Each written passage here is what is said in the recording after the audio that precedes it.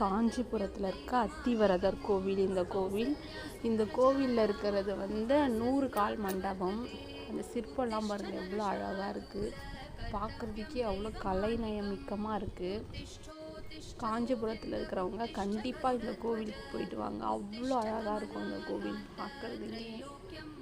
பாருங்கள் சைட்லலாம் இந்த கோவிலுடைய சிற்பங்கள் எவ்வளோ அழகாக இருக்குது பாருங்கள்.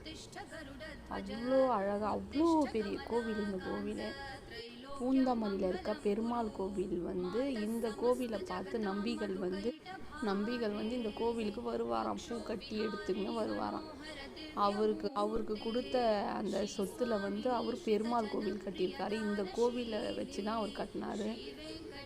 அந்த கோவிலேருந்து இந்த மாதிரி மாடல் தான் அந்த கோவில் இருக்குமா. ஆனால் இது ரொம்ப பிரம்மாண்டமாக இருக்குது இந்த கோவில். பார்க்குறதுக்கே சிற்பம்லாம் பாருங்கள் அவ்வளோ அழகாக இது பண்ணியிருக்காங்க. நீங்கள் காஞ்சிபுரத்தில் இருந்தீங்கனாலும் அது பக்கத்தில் இருந்தீங்கனாலும் கண்டிப்பாக இந்த கோவிலுக்கு போயிட்டு வாங்க. வெளி தோற்றம் அவ்வளோ அழகாக இருக்குது. உள்ளேயும் அவ்வளோ அழகாக இருந்தது.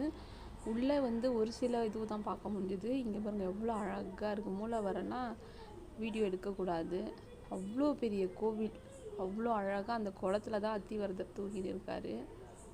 அவ்வளோ அழகாக இருக்குது பாருங்கள். இந்த சிற்பம்லாம் எவ்வளோ அழகாக இருக்குது, எவ்வளோ கலைநயமிக்கமாக இருக்குது. அதில் இருக்கிற அந்த சங்கிலி கூட அழகாக அந்த கல்லுலேயே செதுக்கிக்கிறாங்க பாருங்கள். எவ்வளோ அழகாக இருக்குது இந்த கோவில் பார்க்குறதுக்கே. பாருங்கள் எவ்வளோ அழகாக சிற்பம்லாம் பாருங்கள் எவ்வளோ நுணுக்கமாக இருக்குது. அழகாக செதுக்கியிருக்காங்க. அந்த காலத்தில் எப்படி அந்த உளியை வச்சு மட்டும் செதுப்பாங்க தெரியல.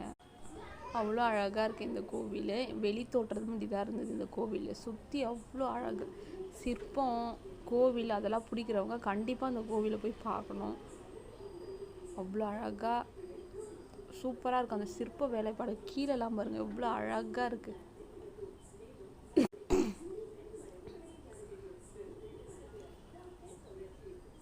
கோவிலும் அவ்வளோ அழகாக இருக்குது. பார்க்குறதுக்கே கண்ணுக்கு குளிர்ச்சியாக நிறைவாக இருந்தது. நிறைய மனக்கவலையாக ரொம்ப கஷ்டப்படுறீங்களா, வாழ்க்கையில் நிறைய பிரச்சனையாக உங்களுக்கு, கண்டிப்பாக இந்த கோவிலுக்கு போயிட்டு வாங்க. எல்லா பிரச்சனையும் சரியாயிடும். உங்கள் வாழ்க்கையில் இருக்கிற எல்லா பிரச்சனையும் சரியாயிடும். எல்லா நோய் நொடி எல்லாமே சரியாயிடும். இந்த கோவிலுக்கு கண்டிப்பாக நீங்கள் போயிட்டு வரணும். காஞ்சிபுரத்தில் இருந்தீங்கன்னா 40 வருஷத்துக்கு ஒரு தடவை வர அத்திவரதரும் போய் பார்க்கணும். பாருங்கள் அந்த கோவிலில் இருக்கிற இதெல்லாம் எவ்வளோ பின் சைடு எவ்வளோ அழகாக வச்சுருக்காங்க பாருங்கள். நாக சிலைகள்லாம்